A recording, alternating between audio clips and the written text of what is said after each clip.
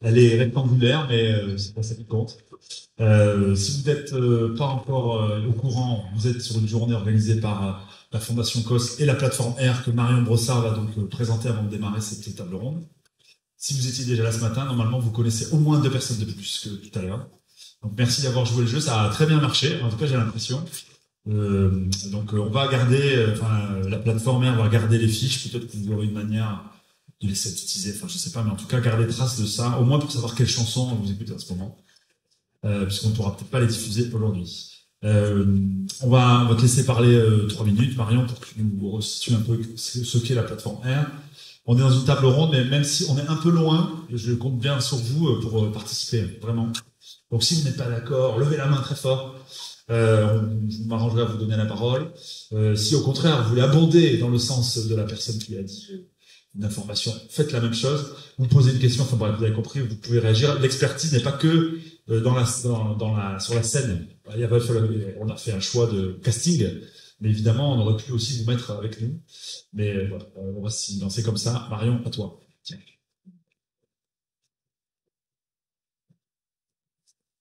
Juste peut-être un petit mot sur la plateforme donc, départementale pour l'accueil et l'intégration des réfugiés, pour vous la présenter en 2 minutes 30.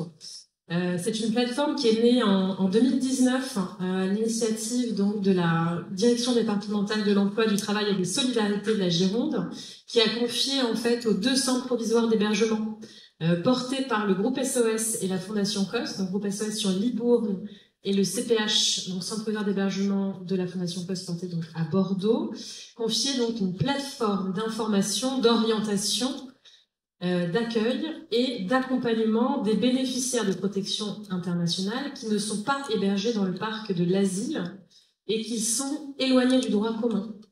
Voilà. Donc, ils ne sont pas accompagnés par un travailleur social, une équipe dédiée. La plateforme R les accompagne vers leur insertion sociale et professionnelle grâce à une équipe dédiée de travailleurs sociaux et de chargés d'insertion. Et donc, la deuxième mission, c'est la mise en réseau des acteurs de l'intégration, parce que le postulat, c'est qu'il y a de plus en plus donc d'acteurs émergents. Il y a toujours eu des acteurs existants et on avait un petit peu du mal à se repérer, et peut-être que vous avez fait aussi ce constat-là, sur qui fait quoi sur le territoire. Voilà, donc on favorise en tout cas l'interconnaissance des acteurs à travers plusieurs outils comme des ateliers, des rencontres territoriales comme aujourd'hui, des ateliers collectifs où donc il y a une sensibilisation qui est faite sur les droits et les statuts des personnes réfugiées. Voilà, et puis des outils de communication donc avec un site internet qui est sorti en avril dernier, qui s'appelle donc réfugiés-gironde.fr, qui complète le site de réfugiés.info avec des actualités, des événements locaux et des actions, des initiatives donc d'acteurs en Gironde utiles aux bénéficiaires de la protection internationale. Voilà. Je vous laisse accompagner donc des intervenants que je remercie encore beaucoup. Merci Marion. Et je vais distribuer le micro, donc n'hésitez pas à intervenir, moi je vous distribuerai... Au hasard, tu vas distribuer au hasard. Au hasard, voilà. On va le jeter. Attrapez-le. Merci, attention à ces marches qui sont un peu dangereuses.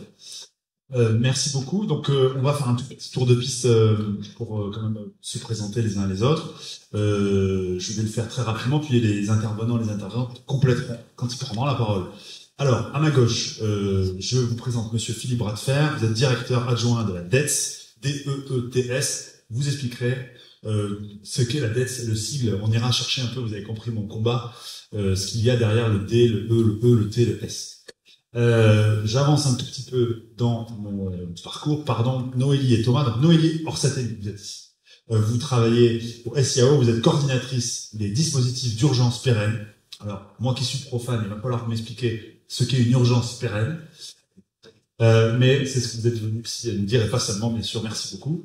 Et vous n'êtes pas venu tout seul, parce que Thomas Janssen, vous êtes en fonction de renfort transversal entre le pôle hôtelier et le pôle stabilisation. Là aussi, il va falloir m'expliquer.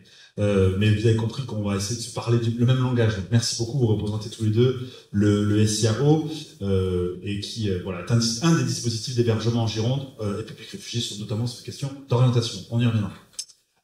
Et puis, à ma droite, j'ai le plaisir d'accueillir Claire Schiff. Claire Schiff, vous êtes tu es sociologue d'immigration. Claire était ma prof il y a quelques années au département de sociologie.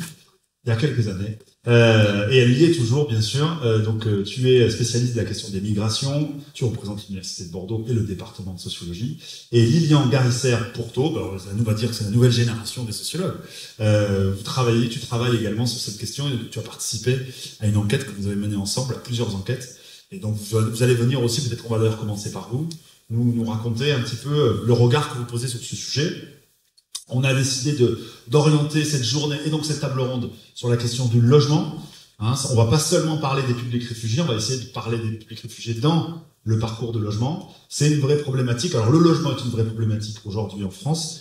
Claire, tu me disais qu'il y a quelques étudiants, ça n'a rien à voir avec la question des réfugiés, mais quand même ça l'est clair, qui ne peuvent pas venir et qui sont pris dans les masters, donc dans leurs études supérieures, et qui ne peuvent pas se loger à Bordeaux. Et donc qui ne restent pas à Bordeaux pour suivre leurs études alors qu'ils ont été retenus. Ce qui pose quand même une question. Enfin, en tout cas, ça pose un souci. Donc on va bien sûr pas parler de ce sujet-là, mais ça éclaire un peu sur le contexte du logement aujourd'hui à Bordeaux, donc notamment pour les publics réfugiés. Voilà. Donc Claire, on va commencer, si tu veux bien, hop, je mets cette histoire par toi.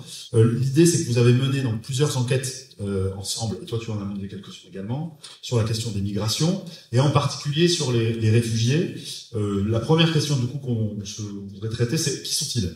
Cette question de porter, alors c'est difficile évidemment de généraliser, et c'est pas l'objet des enquêtes que vous menez, mais peut-être avoir au moins une photographie des publics que vous avez pu rencontrer ou sur lesquels vous avez pu étudier dans les enquêtes. Bon, on va démarrer comme ça, et puis ensuite on discutera un peu de ces sujets au travers de ces trois regards qu'on a aujourd'hui. Merci. C'était une longue introduction. Merci pour l'invitation d'aujourd'hui. On s'était dit avec Lilian que si on avait eu l'occasion de participer à quelque chose comme ça au début de l'étude qu'on a faite récemment sur le devenir des pays, des bénéficiaires de la protection, on aurait pu rencontrer davantage de personnes. Vous aussi, vous aurez pu avoir du réseau. Voilà, donc c'est très utile. Merci. Sur la question de qui sont les réfugiés, qui sont les BPI, bon, je ne vais pas répondre en donnant des éléments démographiques parce que parce que vous les connaissez en fait, voilà, et c'est un public extrêmement hétérogène. Les BPI sont avant tout des personnes qui ont réussi à se faire reconnaître comme ayant droit à une protection. Donc c'est d'abord une catégorie juridique. Et souvent on a tendance à, dans les discours comme ça un peu qu'on peut entendre, à opposer BPI et migrants. C'est pas du tout, c'est une fausse opposition en fait, parce que si on prend une définition basique du migrant, c'est une personne qui a quitté son pays pour s'installer durablement ailleurs. Donc les réfugiés et les BPI sont de fait des migrants, mais d'un type particulier ou d'un statut particulier. Sont donc cette partie des demandeurs d'asile qui représente à peu près entre 25 et 40% si on parle des recours, qui ont réussi à obtenir donc cette reconnaissance. Alors une spécificité qui me paraît importante, c'est quand même de rappeler, c'est une évidence mais c'est important, que les réfugiés sont des gens qui ne peuvent pas rentrer dans leur pays. Au moins pendant 10 ans, ou sauf en cas très très rare de sauve-conduit pour des raisons. Et c'est un point important parce que ça va impacter fortement en fait, la façon dont ils vont se projeter. Leurs projets d'avenir sont forcément inscrits en France, en l'occurrence. Ce qui est quand même une distinction avec un certain nombre d'autres migrants. Et ça va impacter les liens avec les personnes de leur entourage, de leur famille qui sont restées dans leur pays d'origine. Voilà, donc ça c'est quand même aussi un point qu'on a trouvé qui est tout à fait central, le souhait de procéder par exemple au regroupement familial. Je voudrais juste terminer peut-être sur un point sur la question du temps. En fait, ce qu'on a vu, ce que la littérature montre et dans l'étude, c'est que il y a un rapport quand même assez particulier au temps. Le temps de ces personnes est très très cadré par les règles administratives. Et en fait, on pourrait dire qu'il y a une espèce de contradiction entre ce long moment, souvent très long, on essaie de le réduire, mais qui reste quand même très long, de la demande d'asile, et qui correspond à un moment, souvent, une sorte d'immobilisme. dilatation du temps, hein, parlons spécialistes de ces questions-là, où ils ne peuvent pas travailler, ils ne peuvent pas véritablement suivre des enseignements de français, ils ne peuvent pas faire venir leur famille, etc. Donc il y a une espèce d'immobilisme. Et puis, à partir du moment où ils ont la reconnaissance, tout s'accélère. Tout s'accélère, et il faut qu'ils s'insèrent dans le travail, qu'ils apprennent le français, qu'ils trouvent un logement, etc. Et souvent, il y a des contradictions entre ces différentes dimensions, en fait. Et on reviendra dessus. On a rencontré des exemples qui peuvent illustrer ces problématiques. Oui, on essaiera d'y revenir sous l'angle des profils ou des cas d'études, un peu, même des situations que vous avez pu croiser au regard de votre enquête, dont on pourra tous le faire d'ailleurs, parce que dans vos différents métiers, vous croisez évidemment tous les jours des profils, en quelque sorte, des situations. Sur la question du logement, est-ce que l'un de vous peut peut-être nous apporter un premier éclairage quelle est la caractéristique un peu des publics réfugiés et du logement? C'est facile, c'est difficile, le parcours, on va y revenir hein, sur la loi également, ce qu'elle prévoit, mais dans ce que vous avez pu regarder dans vos enquêtes, quelles sont les spécificités du logement? C'est notre thématique du jour, donc on peut démarrer déjà un peu sur ça. On se lance, voilà. Oui. Alors, est-ce que c'est facile ou est-ce que c'est difficile? C'est une question un peu binaire. C'est un peu une question rhétorique dans la mesure où même sans être réfugié et même sans avoir certaines difficultés administratives de base, c'est compliqué de se loger à Bordeaux. Et c'est pour ça que là, par la suite, on va évoquer les sujets notamment de la décentralisation, enfin de la relocalisation dans des espaces plus ruraux des réfugiés, qui peut être une solution, mais qui encore aujourd'hui se heurte à un certain nombre de barrières. Alors, pour essayer d'aller le plus vite possible, on a sélectionné 3 petits points, parce que le logement, en plus, c'était pas la thématique qu'on a réussi à développer dans l'enquête qu'on a fait en début d'année. Alors, ça c'est pareil. Je pense que pour la plupart des gens qui sont là et qui travaillent en structure, ça va paraître basique, mais il y a même des inégalités, même de la population des pays quant à l'accès au logement, qui est beaucoup précarisé. Et je pense que c'est que notamment la plateforme R, c'est ce que beaucoup de personnes qui s'aident avec la plateforme R. Voilà, parce que pour des questions il y a des critères de vulnérabilité, quoi, et du coup, les seuls qui n'ont pas d'enfants, les femmes, c'est pareil, il y a des critères de vulnérabilité parce que la rue, c'est un peu dangereux. Et nous, on a eu l'occasion notamment de rencontrer, à Bordeaux, en tout cas, c'est beaucoup de personnes afghanes qui sont dans la rue, ou pas dans la rue d'ailleurs, mais qui se logent par leurs moyens chez des amis. C'est pour ça que l'aspect communautaire est très, très important aussi sur le logement. C'est-à-dire que il y a énormément de gens qui sont hors structure, qui ne louent pas, mais qui arrivent à se débrouiller, mais ça reste quand même de la précarité pure, quoi. Voilà.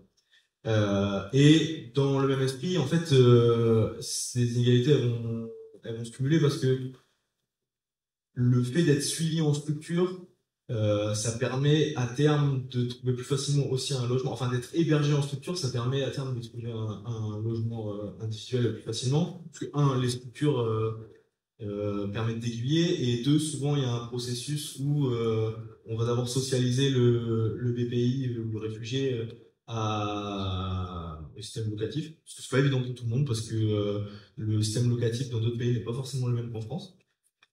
Et voilà.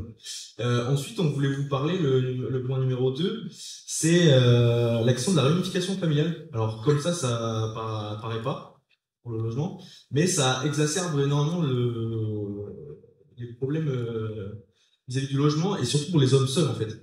Parce qu'on s'est rendu compte qu'il y a une inadéquation dans le système qui fait que déjà, on vient de voir, c'est très compliqué de trouver un logement. J'ai vu des statistiques où pour un logement social, c'est presque plusieurs années à Bordeaux.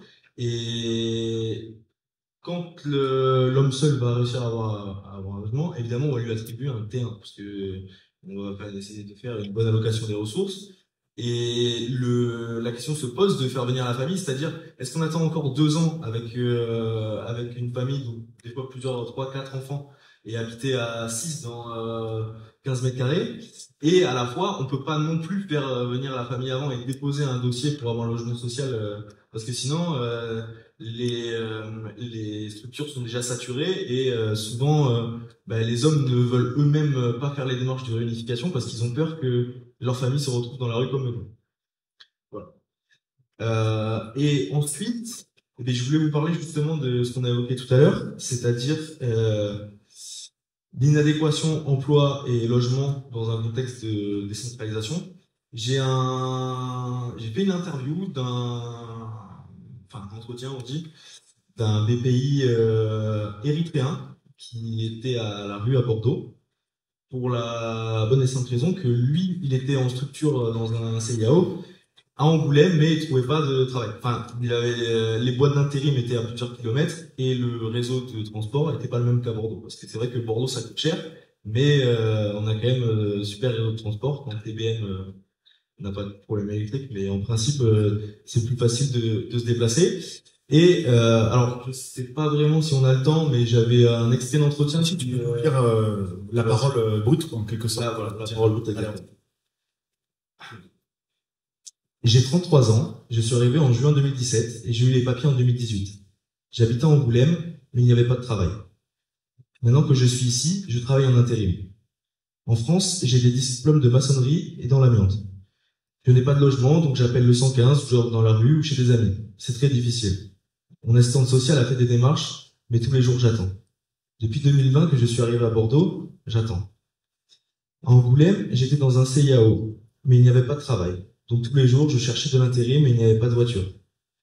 À Bordeaux, c'est une grande ville, donc il y a le tram, le bus. J'avais le permis de conduire en Érythrée. J'avais des diplômes de mécanicien aussi et de pâtisserie. Mais je n'ai pas trouvé en France. Et je ne parle pas assez bien le français. Même mécanicien, je n'ai pas trouvé en intérim. Ici, le travail, c'est le bâtiment, le bâtiment, le bâtiment. Mais comme j'ai besoin d'argent, je le fais. Mais mon principal problème, c'est le logement. Donc là, en fait, c'est très intéressant comme cas. Enfin, moi, j'ai trouvé que c'était celui qui étayait le mieux parce que il se lève quand même plusieurs enjeux. C'est-à-dire que, en l'occurrence, là, pour le coup, le bénéficiaire le BPI avait trouvé un logement. Donc, on peut se dire, pourquoi est-ce qu'il est parti? Il est parti parce que il trouvait pas de travail et que, le travail, c'est une partie de la dignité humaine, ça permet d'occuper ses journées. Et puis, à un moment donné, les hébergements en structure, ça s'arrête. Donc, il faut trouver un logement individuel. Pour trouver un logement individuel, il faut avoir un travail. C'est encore une fois, c'est un peu le serpent qui se mord la queue.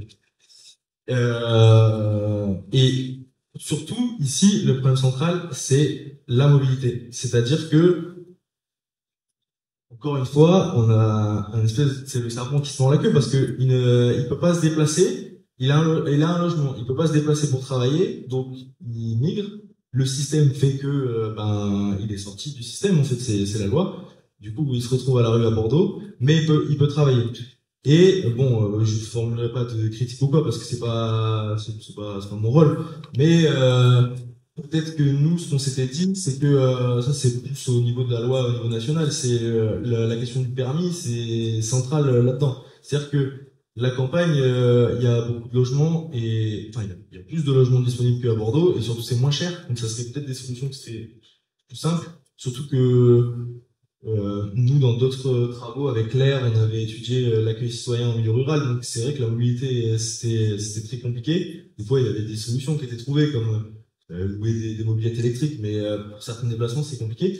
Et du coup, encore une fois, on voit que là le logement, certes c'est une problématique qui est une problématique en elle-même, mais en fait ça s'entrechoque avec énormément de choses et d'autres thématiques liées à l'intégration des réfugiés. Et je pense que je vais m'arrêter là parce que notre chauffeur de salle, je lance des regards. Merci, je suis pas le chauffeur de salle, je m'y prendrai pas comme ça.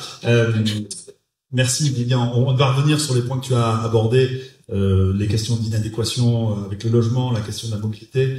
Je vous passerai bien la parole, Monsieur Bradfer, puisque justement, on a fait le choix aussi dans cette table ronde de croiser les regards. Donc là, on vient d'en avoir un, qui est évidemment circonstancié, comme on dit, c'est-à-dire ici et maintenant, en fonction des enquêtes que vous avez pu faire, et l'intéressant, bien sûr. On évidemment n'est pas là pour opposer ces trois regards, mais ils se complètent, en tout cas dans la compréhension qu'on peut avoir du sujet. Monsieur Bradfer, peut-être nous expliquer, peut-être revenir un tout petit peu en amont sur quel est, du point de vue national, la politique d'accueil aussi de ces personnes BPI. On va dire personnes BPI par facilité de langage, mais ça suffit pas. C'est pas qu'une étiquette juridique, évidemment. Avant de venir un peu sur les cas en Gironde. Et puis on va tirer les fils un peu des problématiques que vous avez évoquées. Merci. Bien, avant de vous répondre à tous ces points-là, quelques propos un peu préliminaires, introductifs. D'abord remercier l'organisation de cette journée, le COS, la plateforme R. Ça c'est remarquablement organisé. Merci de nous y avoir conviés, parce que tout ça c'est aussi du travail d'organisation et que vous faites avec vos équipes.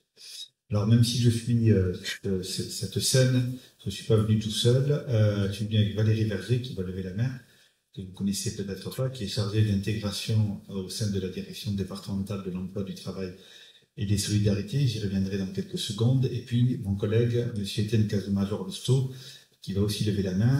En plus, il est grand, donc vous la verrez très haut, qui est le nouveau chef de l'unité asile au sein du service. Alors, nous sommes venus à trois, non pas pour occuper notre temps, mais pour venir vous écouter, vous entendre et répondre le plus possible à vos questions.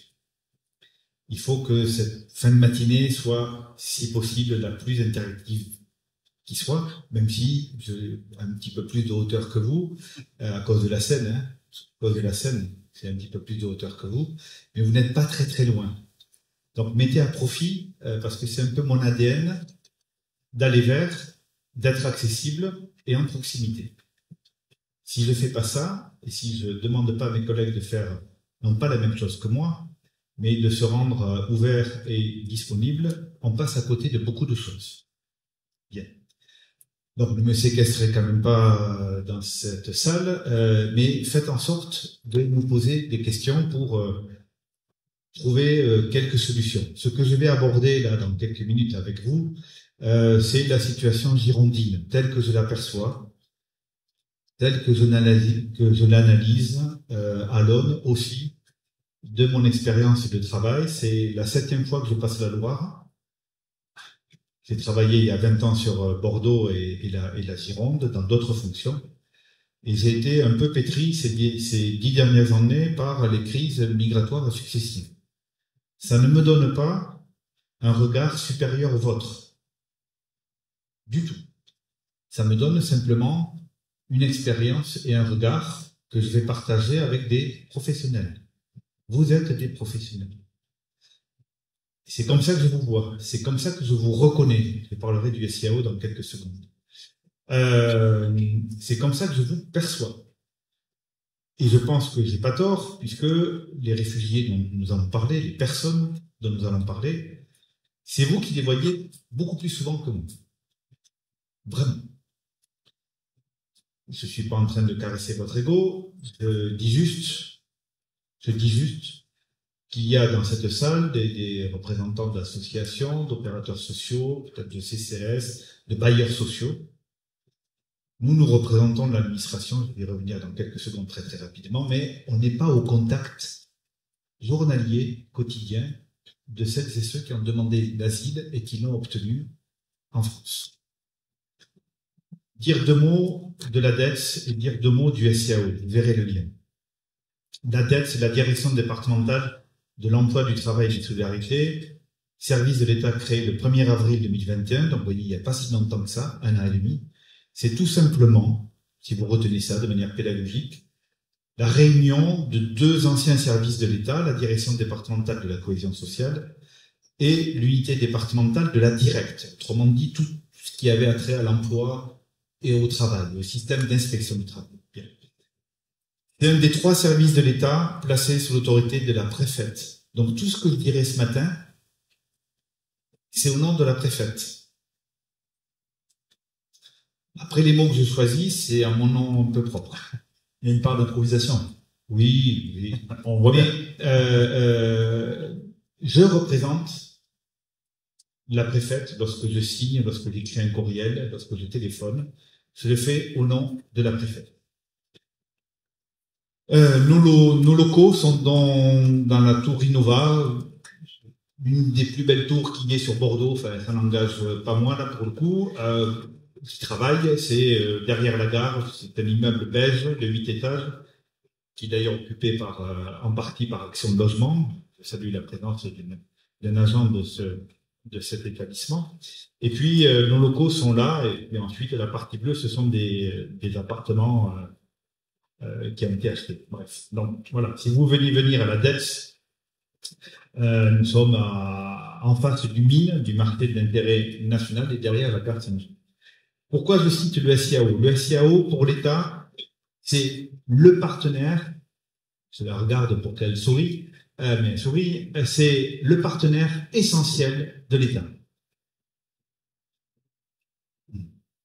Certes que nous finançons à 100% sûrement, ou à 99,99%. Donc je suis très content qu'il y ait le SIAO sur cette scène.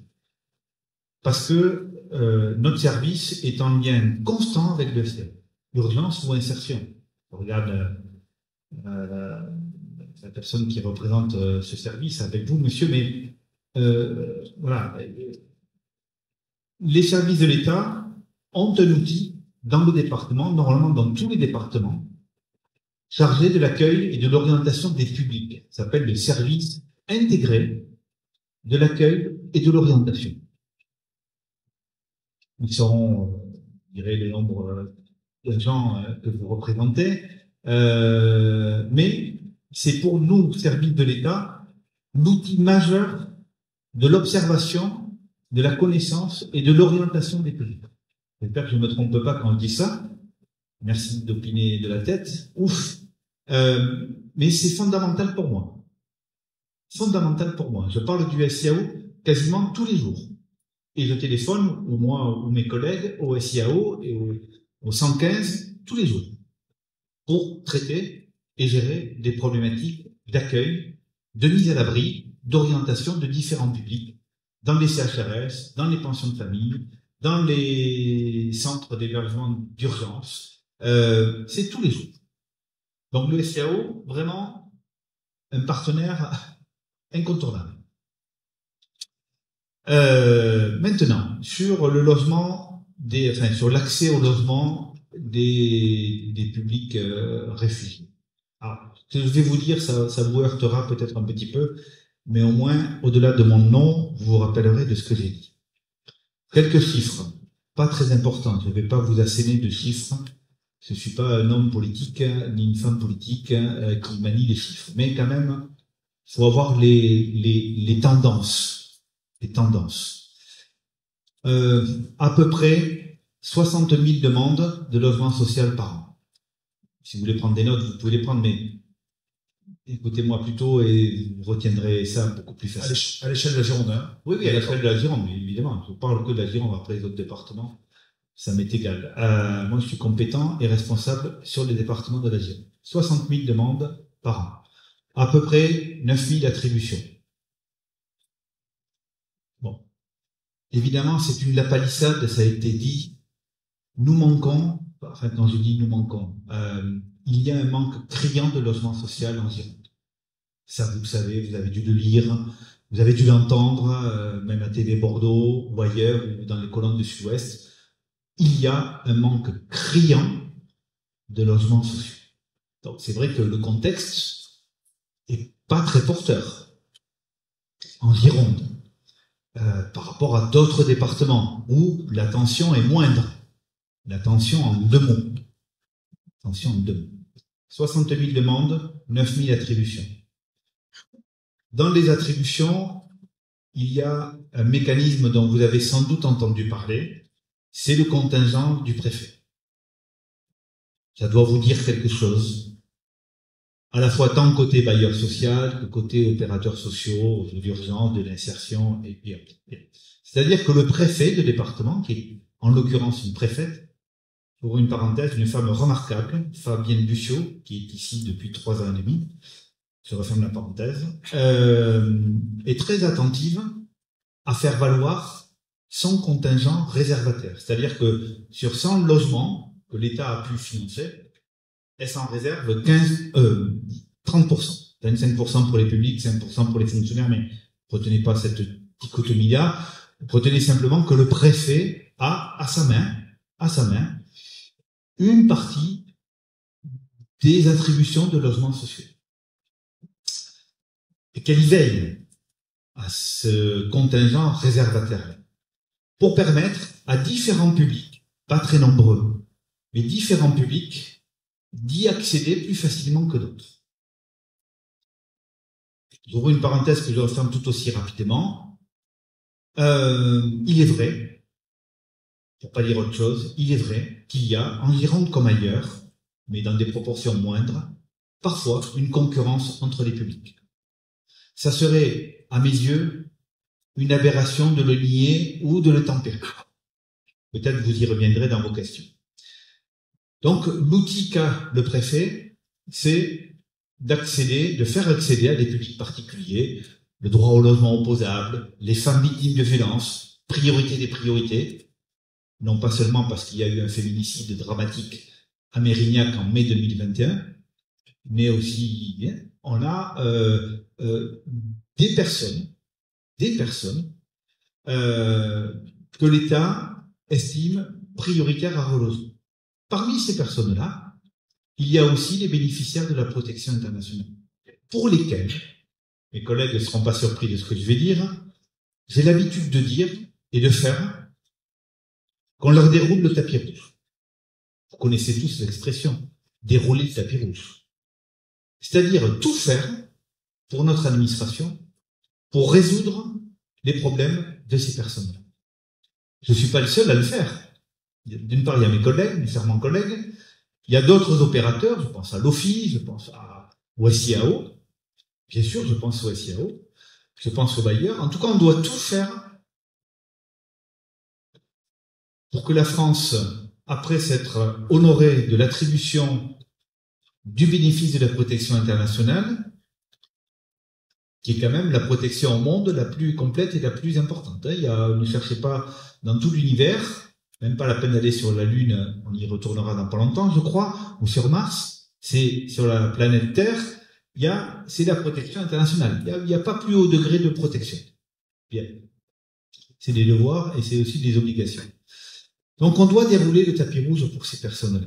C'est-à-dire bien les accueillir, les encadrer, les accompagner et faire en sorte qu'ils s'intègrent bien dans ce qu'on appelle un peu leur parcours résidentiel. C'est ça que les orientations ministérielles, peu importe les ministres, ils ont changé évidemment à la faveur des gouvernements successifs, mais il y a quand même une certaine continuité politique, tant du temps de M. Hollande, chef de l'État, que de M. Macron, chef de l'État, réélu. Il y a une certaine continuité pour dire la France doit tout faire pour intégrer ces populations. Bien sûr, on peut se comparer à d'autres pays de l'Union européenne. Mais parfois, il y a des... Aujourd'hui. Non, parfois, il y a des événements que la presse relate en Méditerranée ou autre. Bon, voilà, je pense que vous connaissez aussi en tant que citoyen. Mais là, je vous parle en tant que professionnel. Donc, je reçois et j'applique des instructions renouvelées pour mettre tout en œuvre pour l'accès à la protection, l'accès au logement et à l'emploi. Et donc notre service, direction départementale de l'emploi, du travail et des solidarités, les trois mots sont importants, on a toute l'expertise en interne, pas que, en Gironde, mais on a quand même de l'expertise et on doit porter un regard particulier sur ces publics-là. Donc ils sont accompagnés dans des structures, par des personnes qui sont dans la salle. Entre autres, ils peuvent être accompagnés dans des centres provisoires d'hébergement. Alors, l'intitulé n'est pas très porteur, n'est pas très vendeur, mais ce sont des centres dédiés à l'accueil des personnes réfugiées pour continuer leur accompagnement social. Dans deux domaines, avoir un toit, avoir un emploi. Je pense qu'il vaut mieux, dans certains domaines, avoir un toit avant de voir l'emploi. Parfois, c'est l'inverse qui se passe, y compris parce qu'on peut avoir des personnes qui arrivent d'un autre département, parce qu'elles ont des formations, des diplômes, des expériences, et qu'elles ont trouvé un emploi sur Bordeaux Métropole, en Gironde. 6,5% de taux de chômage en Gironde. On est presque à 1% près presque au plein emploi. Environ 500 000 offres d'emploi, un demi-million d'emplois en Gironde, 120 000 demandes. Vous voyez l'écart. Il y a plus d'offres que de demandes. Ça s'appelle la pénurie de main-d'œuvre. Dans beaucoup de domaines, la santé, n'en parlons pas. Le secteur de l'hôtellerie, café, bar, restaurant, n'en parlons pas. Le BTP, n'en parlons pas. Bordeaux est la ville de France où on construit le plus. On en sait quelque chose dans notre service, puisque à la Tour Innovant, on est entouré de grues. Vous les voyez. Le quartier Euratlantique, voilà. Et je suis sûr que dans le quartier Euratlantique, il y a aussi des réfugiés qui travaillent. Et tant mieux s'ils ont pu obtenir un travail. Donc on doit tout faire pour faciliter l'intégration de ces personnes-là. Or, pour autant, alors que ces mêmes personnes ont pris des risques inconsidérés pour traverser la Méditerranée, passer par la Bulgarie, la Grèce, l'Allemagne, l'Italie, tout ce que vous voulez, hein. Ocean Viking ou pas Ocean Viking, hein. Ils ont été débrouillards, hein, pour traverser tout ça, hein. Et parfois ils ont passé un an en prison en Libye, hein, torturés, hein. Donc ils arrivent en France, il faut qu'ils demandent un logement social, un emploi ou autre. C'est vrai que quand ils reçoivent une lettre d'un bailleur social ou de la CAF ou de la sécurité sociale qui est à 50 mètres ou de la dette, c'est vrai que c'est peut-être pas toujours évident qu'ils comprennent le sens des mots et le sens des choses. Donc une pression très forte sur le logement social. Une priorité pour autant faite aux réfugiés. Il y a 1 mois et demi, 234 ménages, peu importe le chiffre, mais retenez quand même le nombre. 234 ménages étaient en attente de logements sociaux. Pour beaucoup, des T1, T2. Très forte demande. On l'a dit, beaucoup de réfugiés sont isolés. Donc ils demandent un T1, T2, ils vont pas demander un T5, T6. Bien. On n'arrive pas trop à faire de la colocation dans le département, ça marche pas très bien. Dans mon ancien département, ça marchait pas mieux. Et en Loire-Atlantique, ça marchait pas forcément tip-top. Bon. Pour plein de motifs. Or, pour autant, c'est quand même une priorité. L'autre priorité que l'administration doit avoir, qui dépasse largement la dette, et ici il y a des personnes qui en savent quelque chose, c'est tout ce qui concerne la délivrance des titres et des papiers administratifs qui permettent à ces personnes-là de s'intégrer. Beaucoup d'entre eux, des réfugiés, c'est la continuité du parcours d'obstacles. Alors certes, ils n'ont pas à passer la Méditerranée, ils n'ont pas passé par la Bulgarie et l'Allemagne, mais c'est vrai que quand ils reçoivent un courrier de la DETS ou de la CEPAM ou de la sécurité sociale ou autre, c'est pas facile pour eux qu'ils comprennent spontanément ce que l'administration veut leur dire. J'ouvre une petite parenthèse et je la refermerai tout aussi rapidement. Il fut un temps, avant d'avoir le statut de réfugié, les personnes restaient 3-4 ans en France, dans des structures. 3-4 ans, c'est long. 3-4 ans, ils avaient le temps d'apprendre le français. Ils avaient ce temps-là. Maintenant, une personne demandeur d'asile, vous avez parlé d'Afghans, monsieur, on aurait pu parler d'Irakiens, peu importe, mais l'Afghan avec l'opération de rapatriement à Pagan qui s'est déroulée en août-septembre 2021, ils obtiennent le statut en 2 mois. 4 ans, 2 mois. Leur apprentissage du français n'est pas tout à fait le même. La compréhension de la lettre de la CAF ou de la DETS, elle n'est pas de la même manière. Si vous n'étiez pas là, ça serait compliqué pour eux. Donc, je referme la parenthèse. Mais c'est un point, pour moi, assez fondamental. La France a tout fait pour réduire les délais d'obtention du statut de réfugié, quand les personnes méritent d'avoir ce statut-là. Je ne vais pas rentrer dans les détails de l'appel, la CNDA, tout ça. Mon collègue qui vient de l'OFPRA pourrait bien mieux parler que moi. Mais ça m'apparaît être une donnée importante. Comment voulez-vous qu'en 2 ou 3 mois, un Afghan, un Irakien, un Syrien comprennent les subtilités de l'administration? Même moi, avec 32 ans de carrière, parfois je suis étonné par ces mêmes subtilités. Mais il m'a fallu 32 ans. Je sais que vous voulez me dire que je vais être long.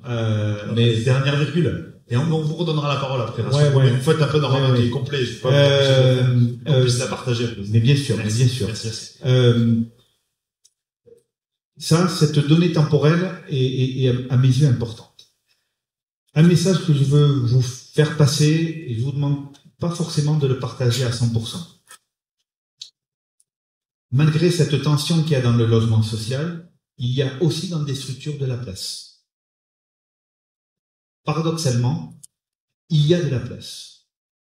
Paradoxalement, et c'est surprenant, je m'aperçois qu'il y a des réfugiés qui refusent ou qui voudraient refuser ou qui seraient tentés de refuser une fois, deux fois une proposition de logement.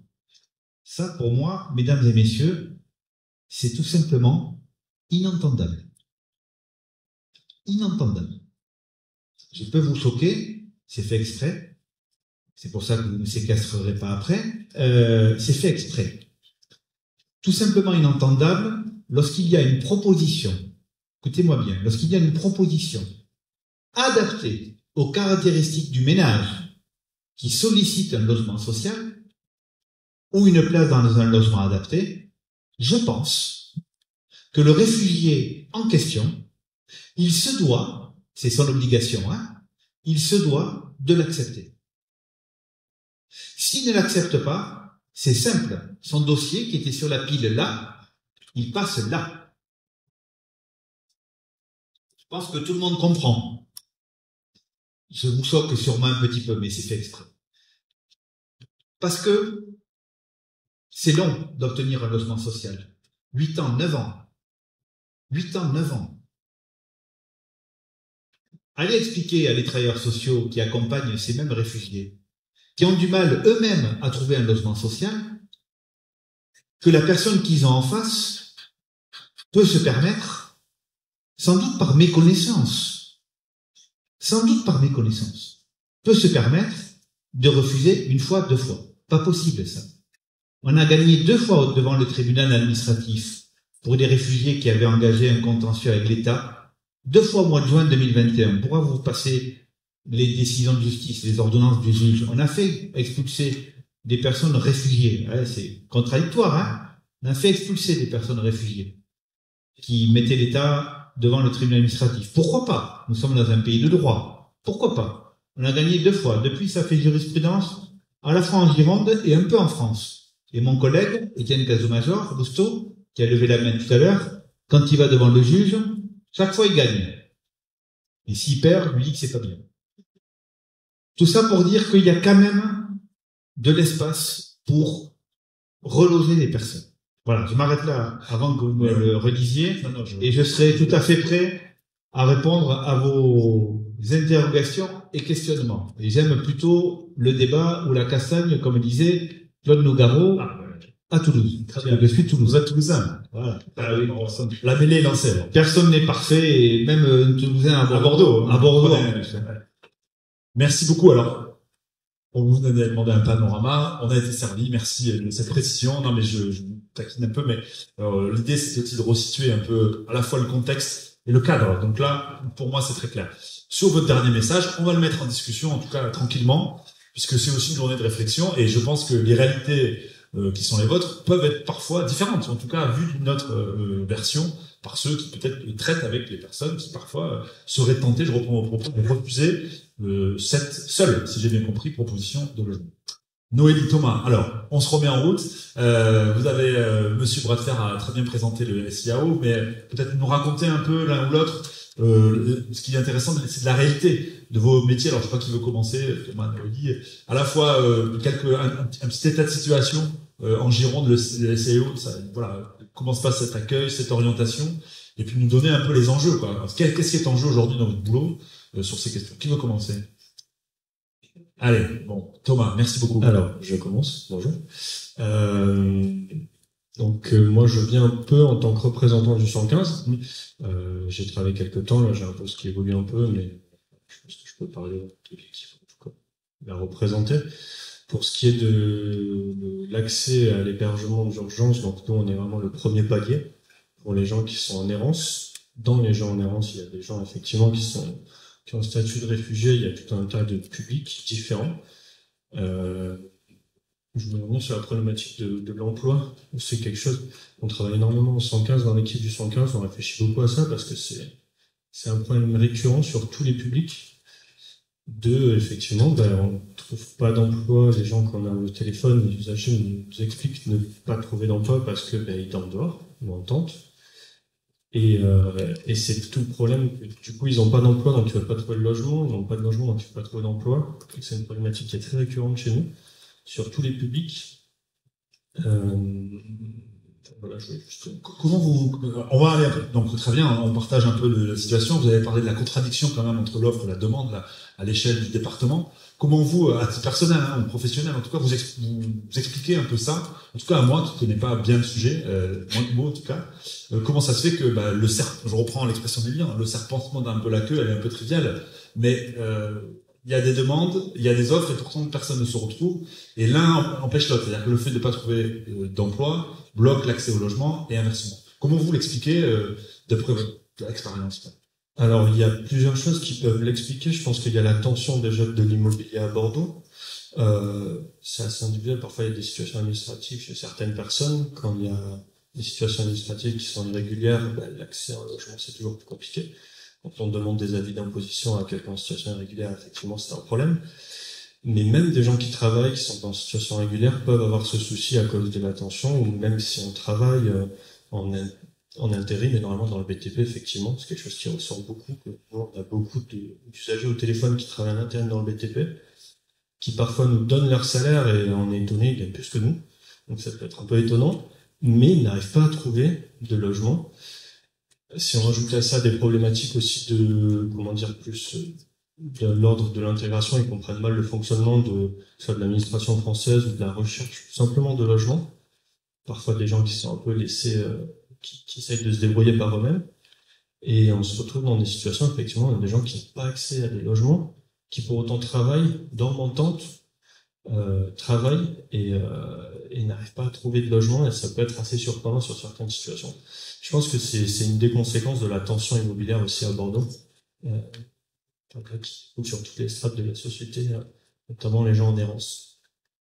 Noélie, peut-être un mot de ce fameux DUP, qui n'est pas la déclaration d'utilité publique. Je regarde ce bras de fer, parce que moi je connais pas mal de cycles, mais je connaissais pas celui-là. C'est un dispositif d'urgence pérenne. C'est quoi une urgence pérenne? Alors, je commence, je suis très, très, très stressée. Hein. Je le dis parce que je pense que ça va être très compliqué d'être clair. Surtout que mon poste, c'est quand même un oxymore. C'est pour ça, voilà. Rassurez-vous, on s'écoute avec empathie. Qui est fléché pour les personnes qui sont sur l'urgence et qui vont qui doivent aller sur l'insertion, qui ont juste besoin d'un hébergement temporaire. Voilà, donc c'est des logements éclatés. Il y a plusieurs dispositifs, donc il y a des logements il y a les familles, il y a des isolés et il y a beaucoup de bénéficiaires de la protection internationale. Alors, du coup, moi, vu que je suis très stressée, je me suis accrochée un petit peu aux chiffres. Ça rassure? Allez, si ça vous rassure, prenez des chiffres. En plus, là, on est perché, c'est voilà, donc là, c'est ouf. je vais tomber. Non, je suis là pour vous rattraper. Donc alors, là, au niveau des chiffres, j'ai fait sur les DUP et sur l'insertion. Alors, sur les DUP, il y a beaucoup plus d'hommes seuls que sur la population générale. Il y a moins de femmes seules, il y a plus de couples avec enfants et moins de femmes avec enfants. Il y a de plus en plus de bénéficiaires de la protection sur les DUP et ça représente une part de plus en plus importante. Là, les demandes DUP, en 2021, ça représentait 32% de toutes les demandes. Il y a quand même beaucoup de réfugiés. Sur les solutions de sortie, c'est à peu près les mêmes que sur la population générale. Il y a moins de sorties vers le parc privé que pour le reste de la population, et plus sur le parc public. Donc je confirme ce que dit Monsieur Bradfer, qu'il y a quand même un accent qui est mis par rapport à ça. Il y a les candidatures des personnes bénéficiaires de la protection internationale sont plus facilement acceptées par les structures que le reste de la population. Et au niveau de la durée d'hébergement, c'est à peu près pareil. C'est un tout petit peu plus long pour les réfugiés. On est de l'ordre de 186 nuits sur les réfugiés. Voilà. Alors pour des données qui cette fois-ci sont beaucoup plus, sont assez précises. Donc c'est mon collègue qui m'a gentiment fait les chiffres avant la débauche hier. Donc voilà, j'ai un petit peu regardé tout ça. C'est très intéressant.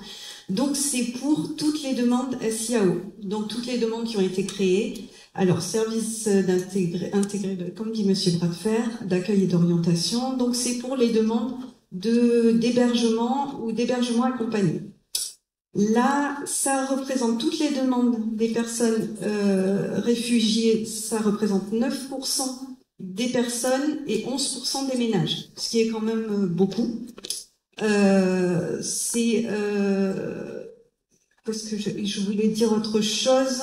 Oui, je profite de ça pour dire que sur les demandes 115, on n'a pas pu faire de chiffres parce que sur le logiciel, il y a un petit onglet bénéficiaire de la protection internationale. Souvent, les gens oublient de mettre ce petit onglet. Et c'est l'occasion de le rappeler. Du coup, je peux pas vous donner de chiffres précis. C'est pas grave. Donc, le type DUP, ça peut être intéressant parce que c'est quand même, ça reste de l'urgence. Et le public réfugié m'est souvent signalé. Okay. Donc voilà, donc c'est intéressant.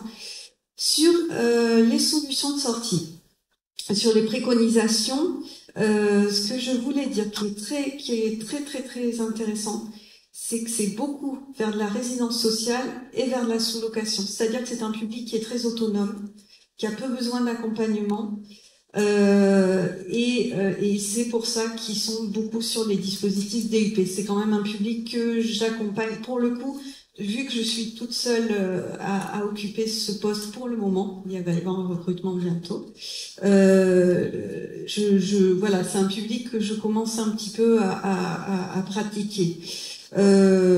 Justement, posez votre fiche. C'est bon. On a compris les chiffres, vous avez compris les chiffres. Ah non, mais j'ai mes chiffres là, je suis très fière. Donc, ouais, il y a on les tous les donner. Alors, donnez-les tous, mais j'aimerais vous entendre sur la réalité aussi les enjeux, en fait, qui posent question, notamment dans la pratique des réfugiés. Allez-y. Ce dont je voulais vous parler, voilà. Donc, public très autonome et très peu de préconisations hors métropole. Donc, c'est là que je rejoins un petit peu ce que vous dites. C'est qu'il y a très peu de demandes Bordeaux intramuros. Et là où je vais... beaucoup de demandes. Voilà. Très peu hors la voilà, très peu.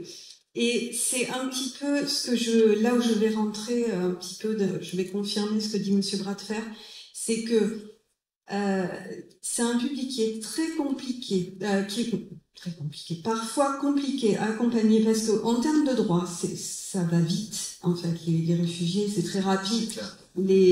Justement, cette accélération en termes de droit, mais à la fois des choses qui peuvent paraître des exigences, qui peuvent sembler des exigences.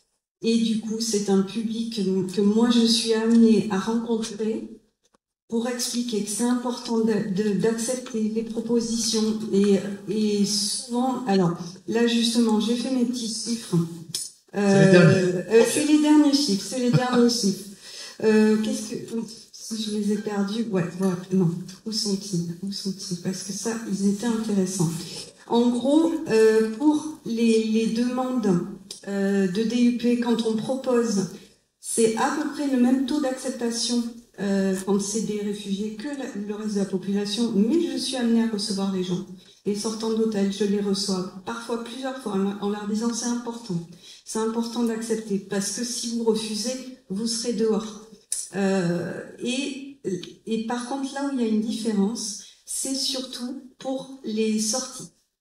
Les personnes qui sont en DUP, il y a beaucoup de sorties vers le contingent justement prioritaire et qui ne veulent pas. Parce que le logement est pas assez près, parce qu'on veut être à côté du travail, parce que Et donc, il y a un accompagnement qui est fait pour les réfugiés, sur tout l'administratif, tout, mais nous, on essaie de leur faire comprendre la réalité, en fait, le principe de réalité, et c'est compliqué. J'ai toujours ce petit exemple, mais qui est à la fois rigolo.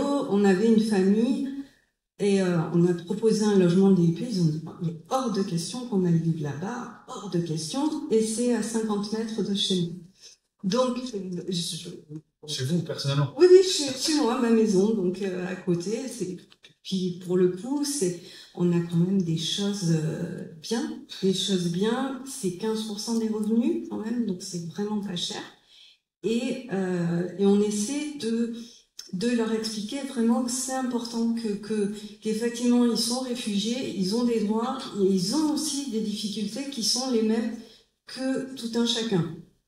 Et que souvent on vit hors cube et que on n'est pas à côté du travail, qu'on prend les transports en commun et comme tout le monde et il y a vraiment, là, moi, j'ai reçu une dame, je l'ai reçue 3 fois parce on lui proposait un logement et elle touchait l'allocation adulte handicapé et elle voulait un logement, une maison Bordeaux intramuros avec un garage. Et à chaque fois, on l'a reçue parce qu'il y avait une proposition et pour lui dire c'est important d'accepter parce que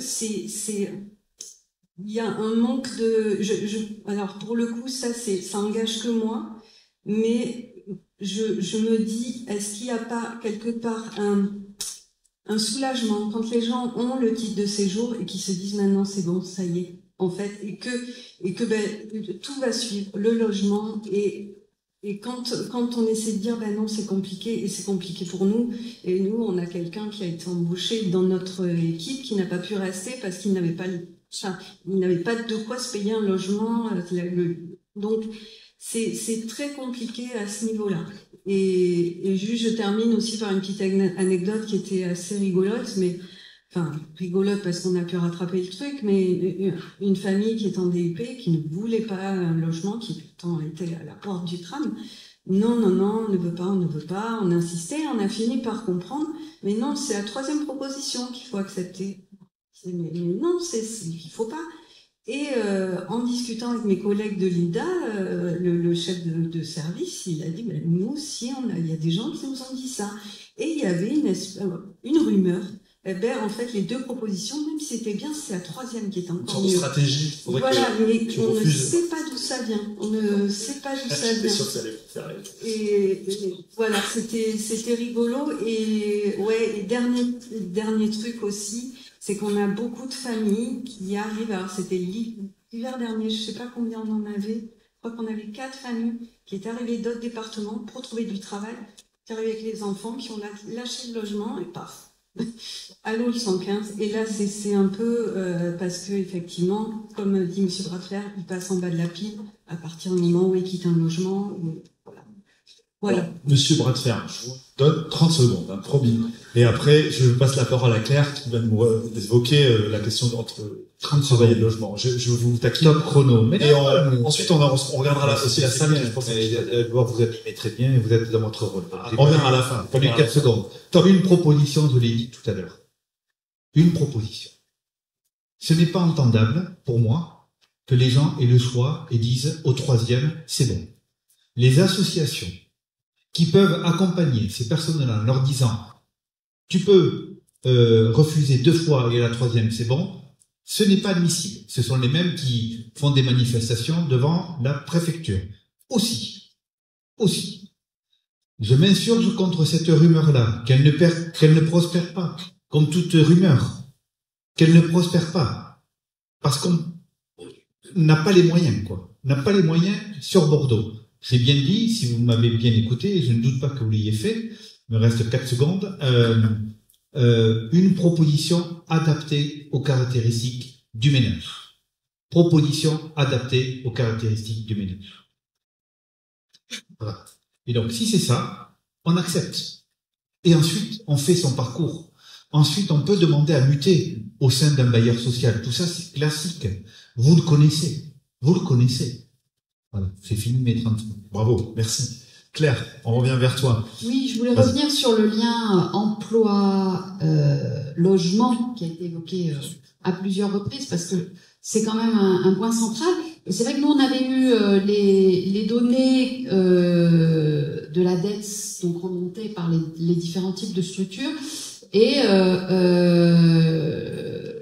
moi, j'avais noté qu'en fait, les personnes qui étaient, les BPI qui étaient hors structure d'hébergement étaient bien plus souvent en emploi, à hauteur de presque 50%, que ceux qui étaient en structure. Alors ça s'explique par les profils, bien sûr, c'est plus des femmes avec enfants qui peuvent avoir des problématiques d'accès à l'emploi, enfin ça s'explique. Mais c'est juste pour dire, c'est en fait cette idée que idéalement le parcours ce serait effectivement accès au logement et puis accès à l'emploi conjoint ou en suivant. En fait, c'est pas ce qui se passe, je crois. C'est pas du tout. Et pour certains, bon, on l'a déjà dit, hein, effectivement, la priorité des priorités, c'est l'emploi. Sans doute, effectivement, qu'il y a certainement une méconnaissance aussi des fonctionnements des systèmes, parce que ça, c'est une chose qu'on avait vue dans l'étude, et vous l'avez évoqué, c'est la problématique de l'administration et des fonctionnements administratifs et du langage administratif et des logiques administratives qui sont, bon, déjà pour nous, des fois compliquées, mais alors là, voilà. Ça va mieux. Voilà.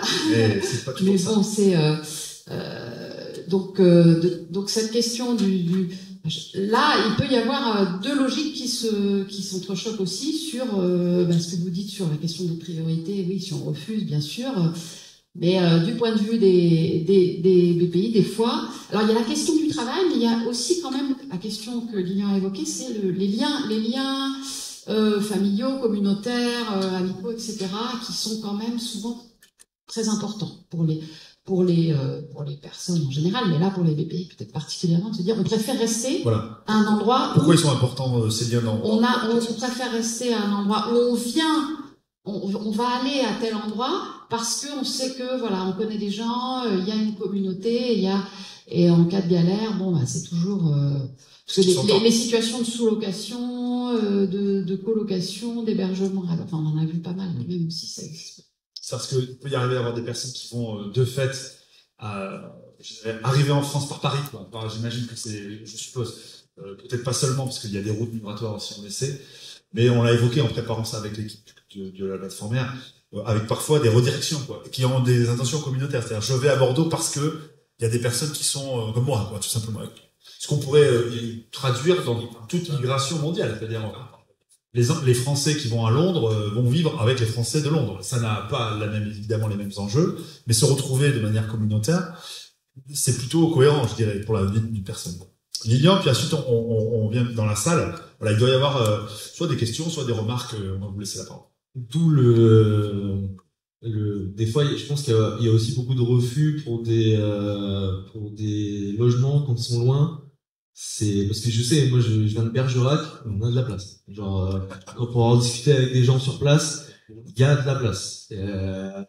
À Libourne, il y a de la place. On va pas faire toutes les de la place, c'est de la mobilité. Voilà. C'est-à-dire que mais le problème aussi, c'est alors soit on le voit de manière pragmatique, et je pense que c'est la manière simple aussi de bien organiser les choses, mais il faut certaines associations qui vont, comme vous disiez, qui vont par exemple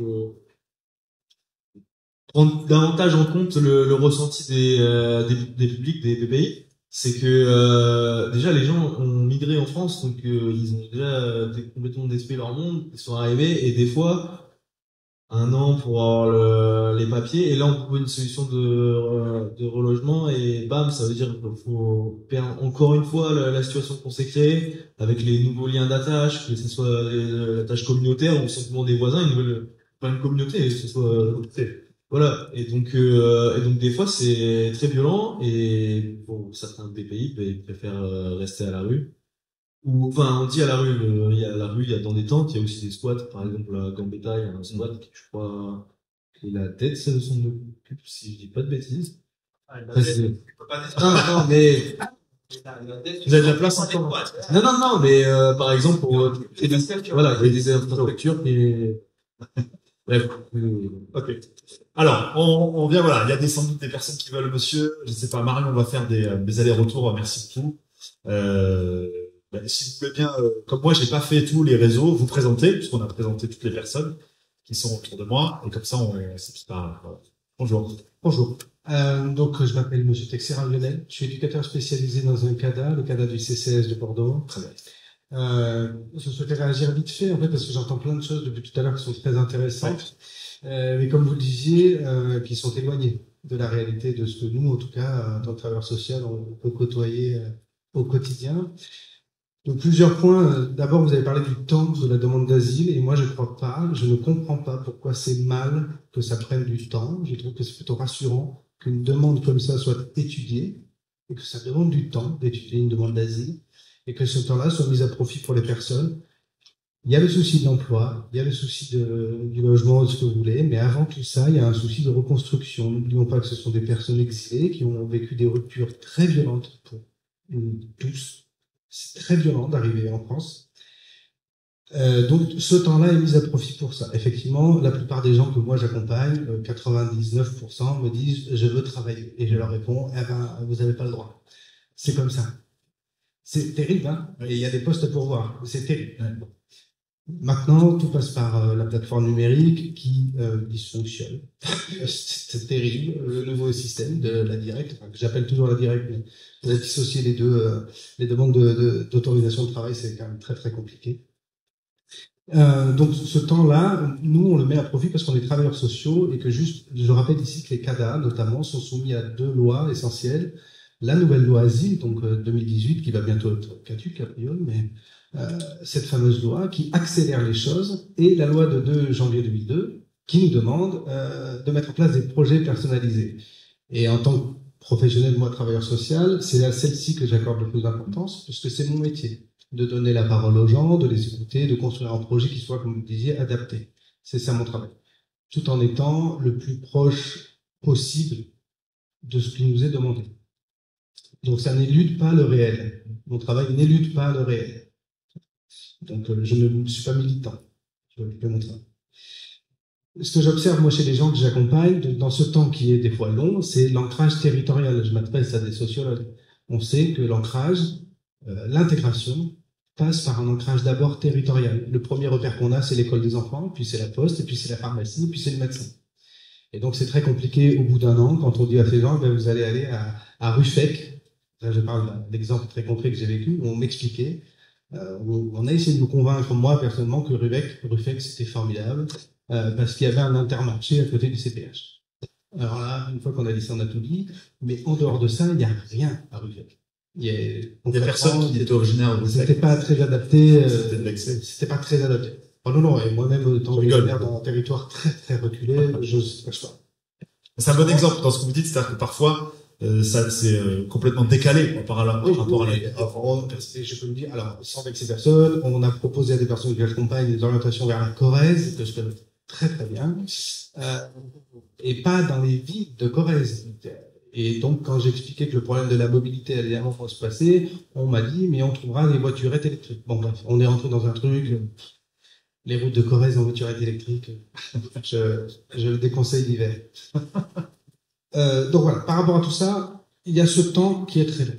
Et un élément que je relève, que vous avez un peu abordé, je trouve dommage qu'on n'y accorde pas plus d'importance, j'en parlais tout à l'heure avec les personnes que je rencontrais là au moment du réseautage. On est tous confrontés à un truc, quotidiennement, c'est les lenteurs administratives. C'est-à-dire que quelqu'un qui veut travailler, s'il n'a pas son récépissé, il n'ouvre pas de compte en banque. Et il ne travaille pas, même s'il a le droit de travailler. Et maintenant, il y a un nouveau document que nous avons tous découvert de la préfecture, la attestation de je sais pas quoi, bref. Toutes les banques le refusent. C'est un vrai problème parce que les gens n'ouvrent pas de compte et donc ne peuvent pas travailler. Puisqu'en France, vous n'avez pas de RIB, vous ne travaillez pas. Ça, c'est la réalité. Ça, c'est pour les BPI, hein, pourtant des gens qui ont le droit. Hein, Et dans le cycle BPI, je trouve qu'on exclut une catégorie qui est de plus en plus présente. En tout cas, moi, personnellement, j'en accompagne 3 dans ces situations-là. Ce sont les parents d'enfants réfugiés. Et là, moi, j'ai une dame, ça fait 1 an qu'elle attend son récépissé. 1 an. Elle a perdu l'ADA, elle a perdu la CMU, elle a un petit qui est trisomique. Je vous laisse imaginer les conséquences que ça a. sur le suivi médical de cet enfant.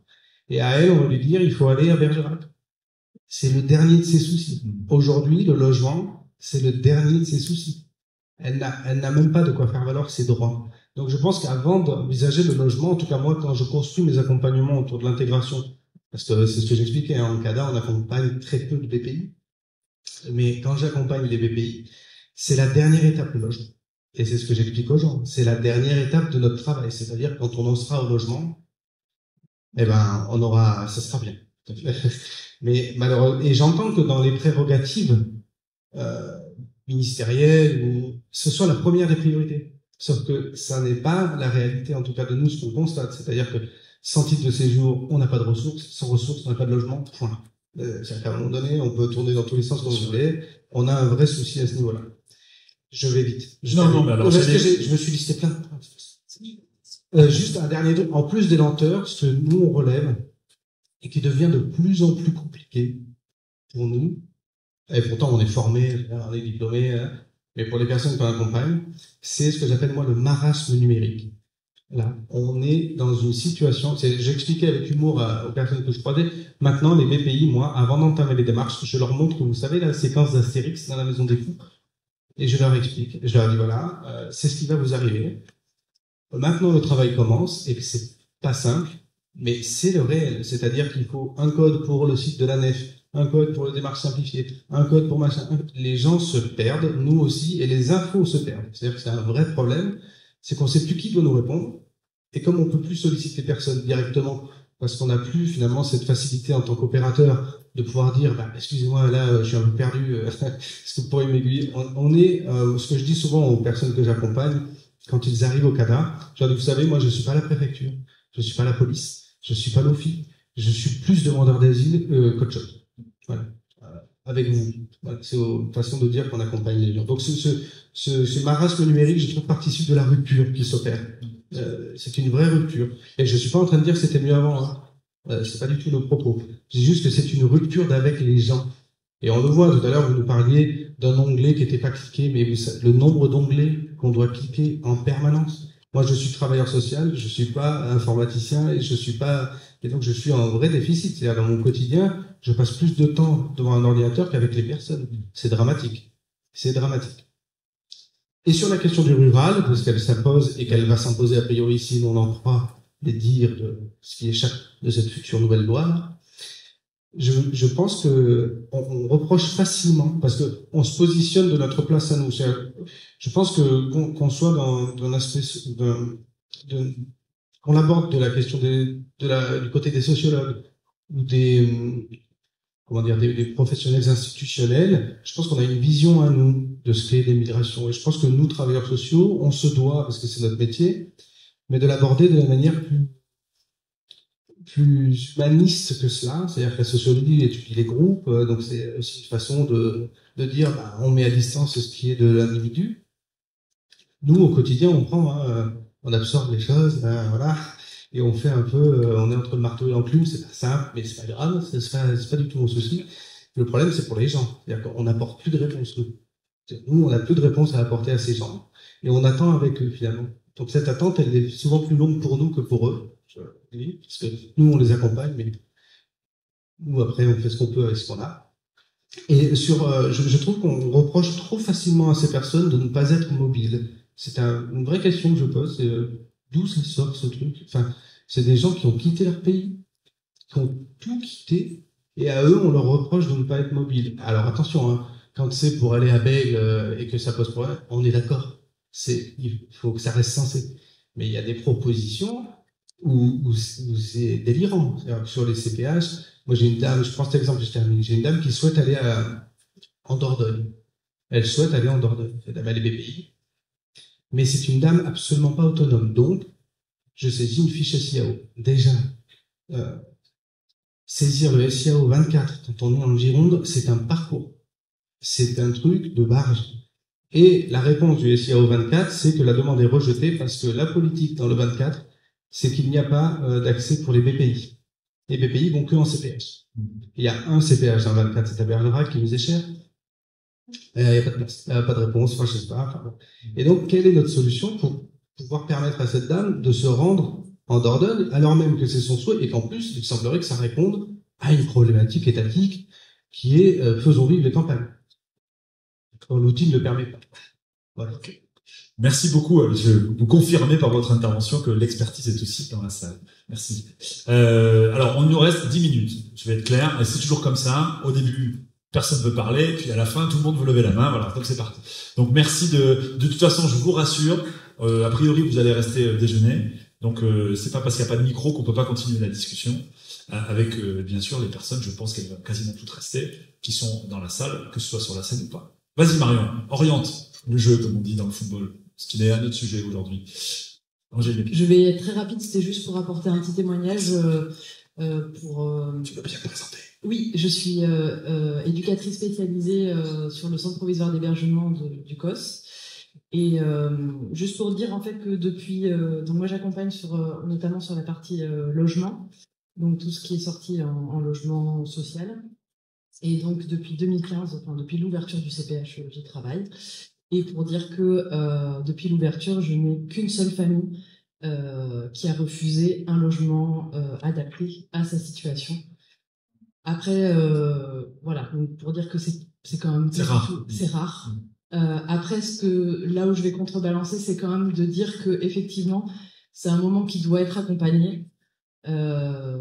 Les familles ont pour la majorité accepté, mais ça n'a pas toujours été facile. On a des fois eu des familles qui se positionnaient en disant bah non, on veut pas ce logement parce qu'il est trop loin, etc. Mais quand on creuse après, on se rend compte que il y a ce qu'ils affichent, ce qu'ils vont dire, mais il y a aussi après tout ce qu'il y a derrière comme enjeu pour eux. Déjà de manière générale pour tout un chacun, le déménagement c'est un moment qui est stressant, c'est de l'inconnu, etc. C'est des personnes qui ont beaucoup voyagé, qui ont déjà eu beaucoup de ruptures, qui n'ont pas eu le choix aussi des différents lieux quand elles sont arrivées en France. Certains sont arrivés à Paris, puis d'un coup on les met dans un bus, ils arrivent sur une structure, ils n'ont pas toujours bien compris pourquoi on les oriente vers cette structure-là. Ils ont de la famille dans d'autres départements, mais bon, ils arrivent voilà, sur un département qu'ils ne connaissent pas. Et il y a aussi dans ces moments-là aussi le fait de savoir qu'on quitte une structure avec un accompagnement, qu'on ne sait pas trop comment ça va être la suite. Donc il y a toutes ces angoisses qu'il faut accompagner. Et voilà, en général, je pense que c'est le cas pour les autres collègues, quand il y a un travailleur social qui explique, qui accompagne, même si c'est compliqué, on y arrive à ce qu'il entre dans un logement social et qu'il accepte et parfois des familles qui partent même fâchées avec nous parce que voilà, ça a été compliqué, tendu, reviennent nous voir en disant bah si en fait finalement je suis bien là où je suis et voilà, ils sont capables de témoigner et de dire pourquoi à un moment donné ils ont dit non et pourquoi ça a été si compliqué. Merci. Alors, il y a plusieurs. Alors, Myriam, je crois, et monsieur. Bonjour, je suis Myriam Burgère et je suis actuellement responsable du pôle intégration pour la Fondation COS, donc le CPH et la plateforme R. J'étais précédemment responsable du pôle asile, donc du CADA. C'est juste pour compléter aussi ce que mes collègues disaient. Moi, en tant que responsable pôle asile, j'ai eu énormément de refus, contrairement au niveau du CPH, effectivement. Pour les différentes raisons dont on a parlé. Moi, il y a une notion aussi qui est assez importante à connaître de la part des réfugiés, c'est que la plupart expriment le fait que pour eux, le parcours locatif, parcours résidentiel, on l'appelle comme on veut, en fait, ne résonne pas pour eux. En fait, justement, on l'a mentionné, en fait, ils viennent d'exil, ils ont quitté leur pays, ils sont passés par différents pays pour arriver jusqu'en France. En France, on les a fait circuler par différentes villes. Ils se sont arrêtés dans une des villes dans lesquelles on les a mis ou pas en fonction de leur profil. Ils ont développé et tissé des liens avec des personnes, une communauté qui était déjà là ou pas. En tout cas, ils ont développé des repères.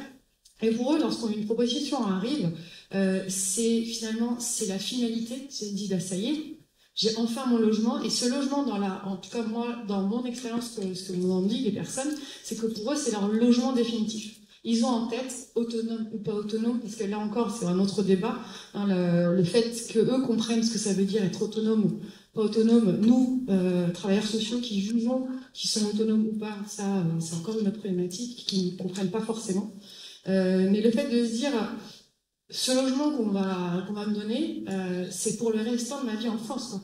en fait. Et la plupart du temps, quand on leur explique, justement non, vous savez, en France, on a l'habitude, justement, on va pouvoir prendre cette opportunité pour plus tard, quand votre famille va arriver, vous demanderez au bailleur d'aller dans un plus grand logement, ou alors si ce logement ne vous correspond pas par rapport à votre travail qui est à 1h30, écoutez, ce qu'on va faire, c'est que démontrer déjà au bailleur que vous pouvez payer votre logement, que vous êtes bien dans votre logement, l'hygiène, que vous êtes bien avec vos voisins, et puis ensuite vous demanderez au bailleur de changer de ville, il a d'autres contacts et tout ça, éventuellement, si vous voulez changer de région, vous irez trouver vous-même. Mais sauf que ces personnes-là, en fait, pour elles, c'est leur logement définitif. En plus, c'est aussi le moyen de se dire, après tant de temps, je peux enfin commencer ma vraie vie. Et c'est ça la difficulté aussi de leur expliquer et de leur faire comprendre notre réalité et aussi de les faire changer. C'est là où je repars à l'interculturalité, c'est les faire changer de repère. En fait, nous, on doit se décentrer pour arriver plutôt vers eux et comprendre en fait leurs problématiques. Et il faut qu'on essaye de leur faire comprendre aussi les clés du système en France, mais c'est compliqué, quoi. Voilà, c'est la réalité.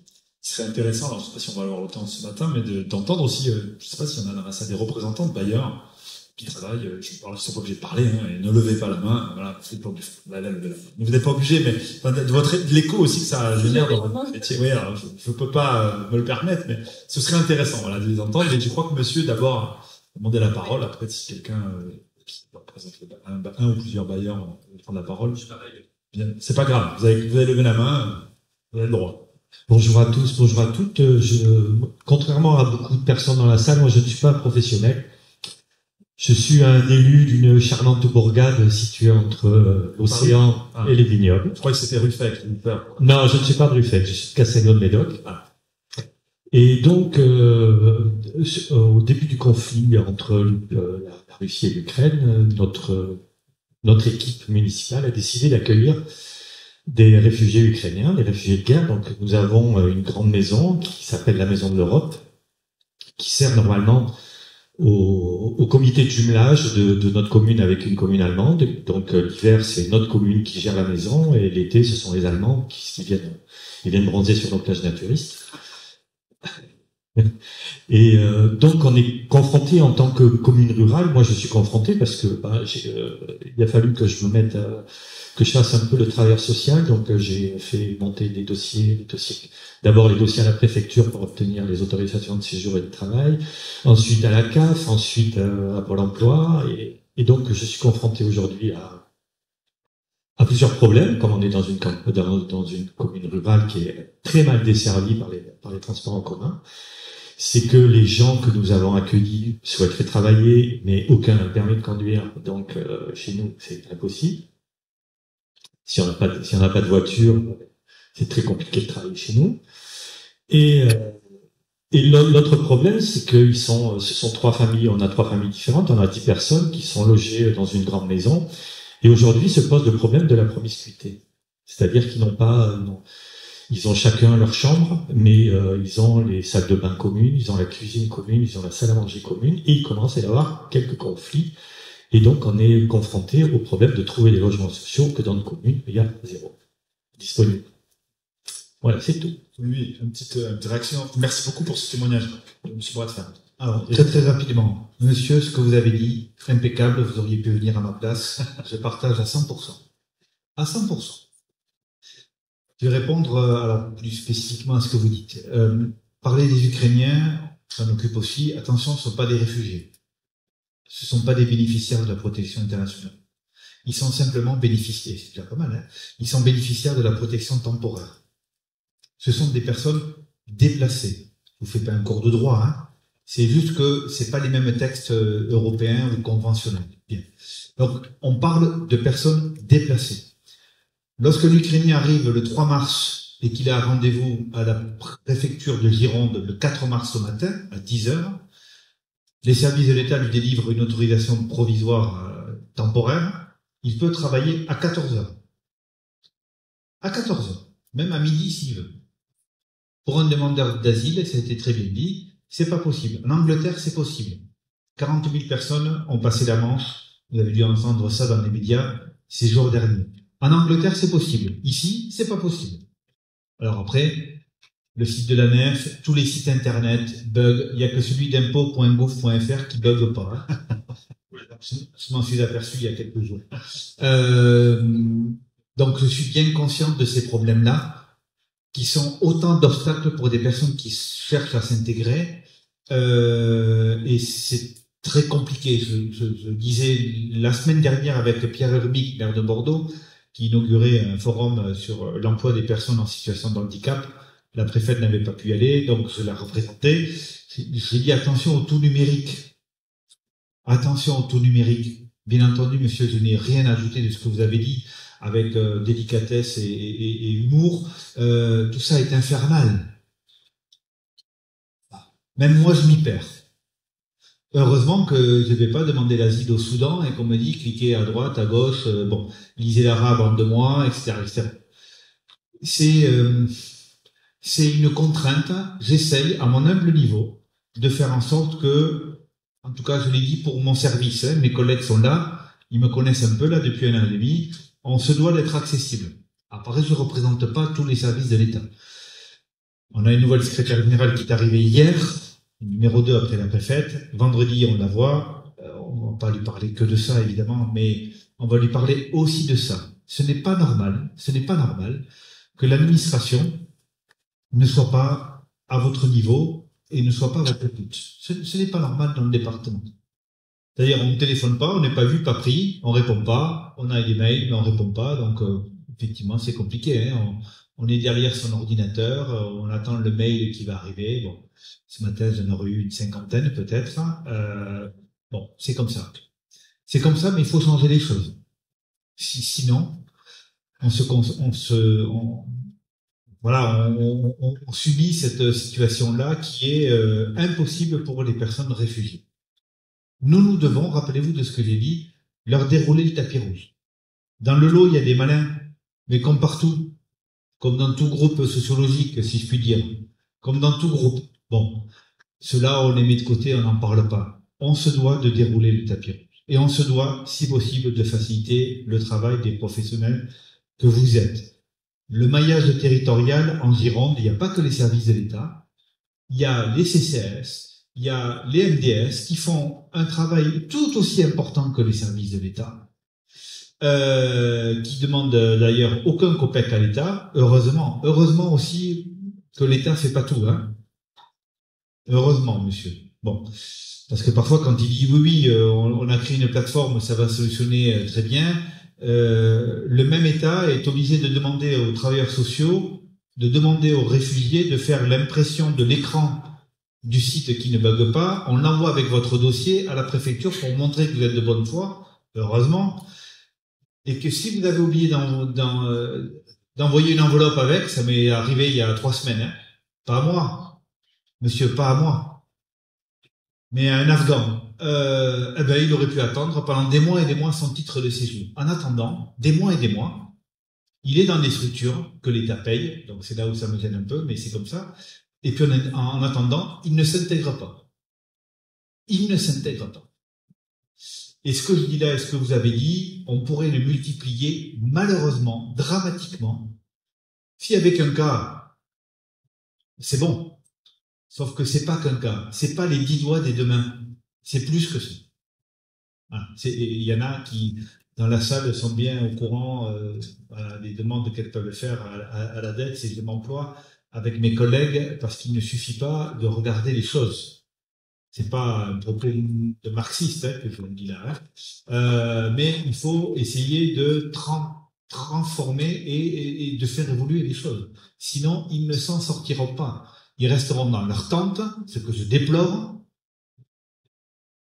En 2022, pour les réfugiés, après, les personnes qui sont dans d'autres situations administratives, c'est un autre débat. C'est pas que je veux pas l'avoir, mais c'est un autre débat. Puis, nous, la dette, c'est pas, je supporte pas tout le malheur du monde sur mes frères et les épaules, hein. Mais, si je vois des gens qui sont à la rue, qui sont dans des conditions que je qualifierais d'indignes, que vous pourriez aussi qualifier évidemment d'indignes, alors on se doit de dérouler le tapis rouge pour ces personnes-là qui ont traversé bien des choses que moi-même dans ma vie je ne traverserai jamais. Merci. Peut-être une personne encore. On a un peu de temps. Thomas, vous vouliez... non, je pensais que vous vouliez enchaîner. D'accord. Vous pouvez réagir. Allez, merci. Je m'appelle Léonore, je travaille dans un CADA aussi. Je m'occupe de l'insertion des BPI sur le volet logement. Voilà. Je m'étonne un peu, on n'a pas parlé du délai légal des personnes qui ont reçu leur décision positive. Ils ont 3 mois pour quitter un CADA. C'est impossible en 3 mois d'établir un projet de vie avec une personne réfugiée, de trouver un emploi et lui trouver un logement, et encore moins à Bordeaux. Et je me demandais, vu qu'on est les mieux placés, qu'on connaît très bien ces personnes, pourquoi ne pas nous laisser plus de temps pour effectuer ce travail. Vous me répondrez parce que les centres d'accueil pour demandeurs d'asile sont à destination des demandeurs d'asile et que ce n'est plus des demandeurs d'asile. Je pense peut-être que le problème vient du manque de CADA en France et à Bordeaux certainement, parce qu'on parle des gens qui sont sous tente, en squat, mais c'est un problème de manque de CADA. Et s'il y avait peut-être une place pour tout le monde, alors nous, on aurait plus de temps derrière pour établir un projet de vie et pouvoir reloger ces personnes correctement et dignement. Sur le fond, vous n'avez pas tort, madame. Sur la forme aussi, vous n'avez pas tort. Hein. Vous exprimez, vous posez des problématiques. Dans la première des questions, je vous renverrai au texte. Pas moi qui fais les textes, je les applique. Parfois, heureusement que je ne les fais pas. Hein. Même si j'en ai écrit il y a une vingtaine d'années, quelques-uns. Mais c'est un autre débat. Sur les délais, on nous demande de faire de la fluidité. Vaste concept que l'on rabâche. C'est-à-dire qu'il faut faire sortir les personnes plutôt positivement quand on peut y arriver. C'est quand même bien mieux. Ensuite, votre seconde remarque, c'était, j'ai oublié, pardonnez-moi. Le manque de... Alors, oui, le projet de loi de finances 2023. Bon, depuis 2015, crise migratoire Irak-Syrie, je vous l'ai dit, les gouvernements successifs ont quand même développé de manière très significative le nombre de places partout en France. Partout en France. Je viens d'un département, le Maine-et-Loire, à Angers, où effectivement, on a créé des centres pour des réfugiés, on a multiplié des places de CADA. Ces 7 dernières années, on a multiplié par 2. Alors, peut-être que ça suffit pas, c'est possible. Mais après, on a multiplié par 2. Il y a eu un effort quand même que le gouvernement a fait, relativement important. Dans le projet de loi de finances 2023, j'ai les chiffres en tête, 4900 places vont être créées. Pas que de CADA, hein, de KES, c'est-à-dire de centre d'accueil pour l'évaluation sociale. Je crois qu'il y a 1000 places de CPH supplémentaires. On en a 118, je crois, dans le département, 138. Regarde mes collègues, 138 places, hein, 60 plus 18, ça fait 138. Je ne sais pas si on en créera plus. Tout ça dépend de la position de madame la préfète, hein, qui est préfète de région et préfète du département de la Gironde. Et je sais qu'elle est attentive aussi au maillage territorial. Sinon, on concentre tout sur Bordeaux. Tous les embêtements sont concentrés sur Bordeaux. Donc effectivement, je confirme, la Corrèze est un beau département. Il y a bien d'autres départements. Ils sont beaux. Après les problèmes que vous posiez sur la mobilité, je l'entends, monsieur. Hein. Mais on peut trouver du logement à 30 km d'ici. Hein. Libourne, par exemple. Langon. Ben, Libourne, c'est pas perdu dans la pampa. Hein. C'est pas perdu dans la pampa.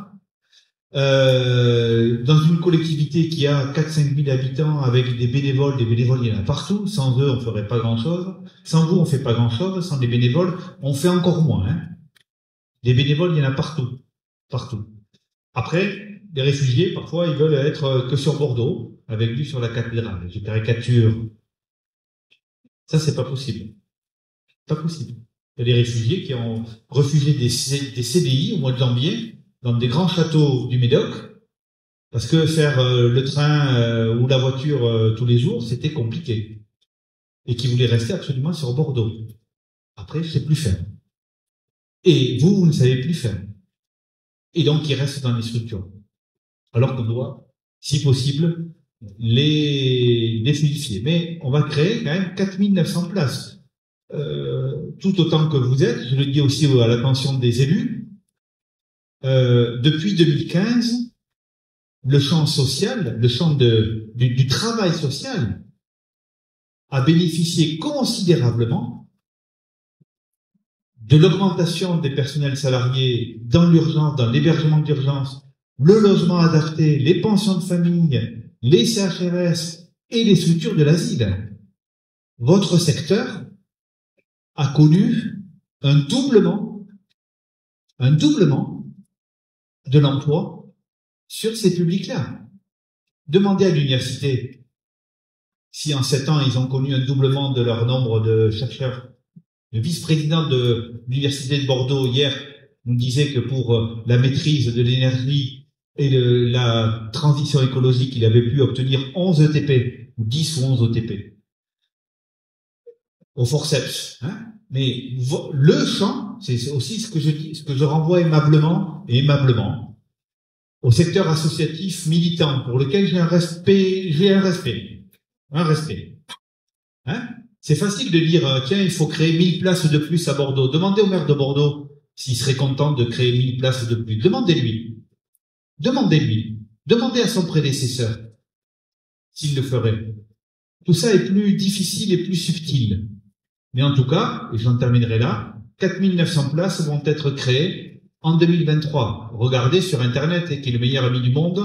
Si vous ne croyez pas, demandez à Google, hein, il vous dira tout ça. Hein.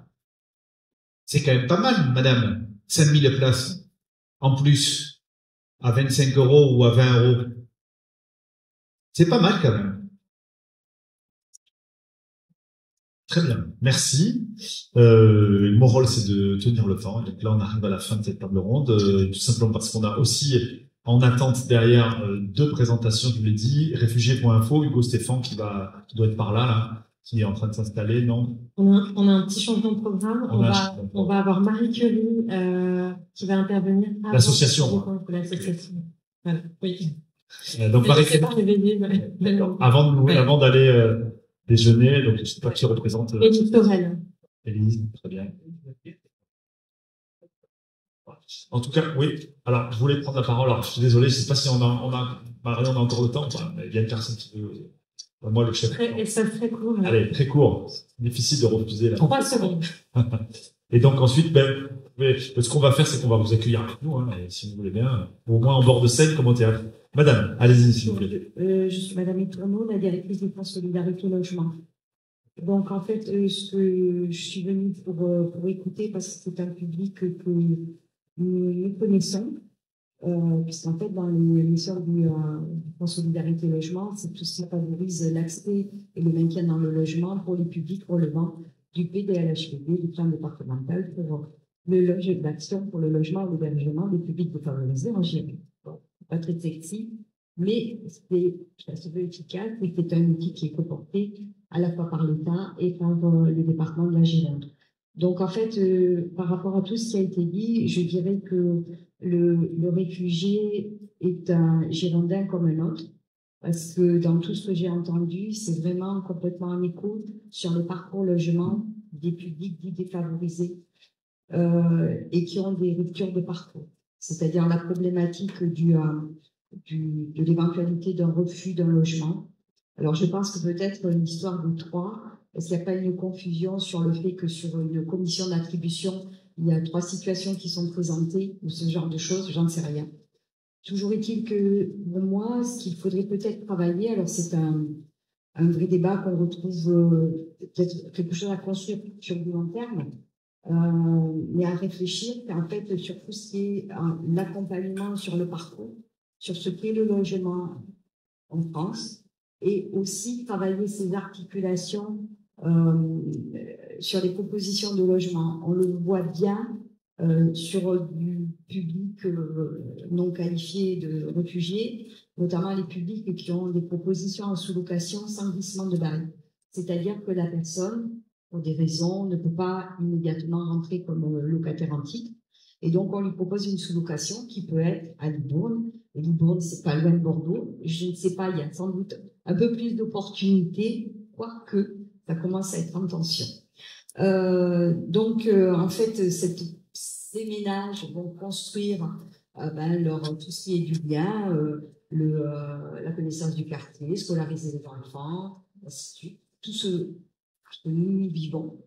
Et puis, on la juge effectivement à un moment de son parcours autonome, donc en capacité de pouvoir devenir locataire en titre, sauf que le logement, la sous-location, n'est pas ouvert au glissement de balle. Et donc là, je vais être caricaturale, on va lui proposer un logement à Grignols. C'est pas la Corrèze, mais quand même. Et donc là, la famille, elle va perdre tous ses repères et c'est pas évident. Et vraisemblablement, c'est très, très difficile de voir ça va donner lieu à un refus. Donc, je pense qu'il y a quelque chose à réfléchir et à construire là-dessus. C'est effectivement, c'est quoi le projet de la famille? Quels sont les impératifs? Qu'est-ce qui se passe ici en Gironde? Comment ça se passe, les opportunités, aller sur Libourne, aller sur Langon, où là aussi c'est des lieux de centralité, mais d'être à Captieux ou à Bazas ou à Souda, qu'est-ce que ça veut dire? Et je pense qu'il y a, alors j'emploie pas ce terme parce qu'il me sort par les yeux, c'est pas un dispositif, mais à réfléchir qu'est-ce qu'on peut construire peut-être collectivement, la place de chacun, et en collaboration pour aider l'ensemble des publics et plus particulièrement ceux-ci, parce que comme vous l'avez tous souligné, ils ont déjà fait beaucoup sur leur parcours et il y a un vrai enjeu sur leur intégration au meilleur sens du terme et complet du terme.